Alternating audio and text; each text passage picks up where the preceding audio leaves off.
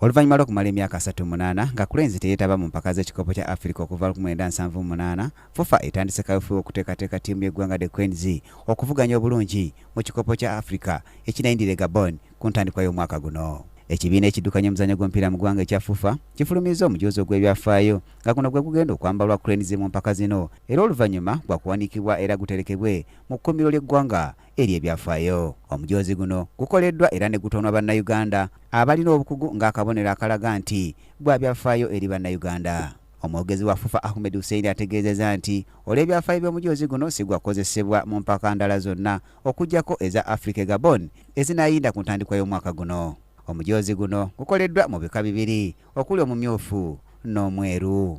Amangu ddala ng'empaka z'ekikopo kya Africa Gabon ziwedde, FUFA yakulangira kaweefube okola omujoozi omulala Cranes gwe nayambala mu mpaka z'ekikopo kya Africa ezinayindira mu ggwanga lya Cameroon mu mwaka gwa 2019.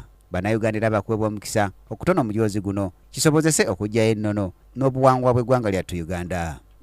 Mu ngeri emu Cranes etendekeddwa enki ya leero ku jjiimu ya Kasia Mole Kamwokya nga beetegekera empiira egy'omukwano wamu n'empaka z'ekikopo kya Africa. Abazannyi abasoba mu 27 be beetabye mu kutendekebwa kuno era oluvannyuma batwaliddwa ku Kabira Country Resort gye bongedde okutendekebwa ate olw'eggulo enkambi ne bagikuba ku ssomero lya Kabojja Primary School. Brian Katende, Munabyamizannyo, KTV, Amalindirire.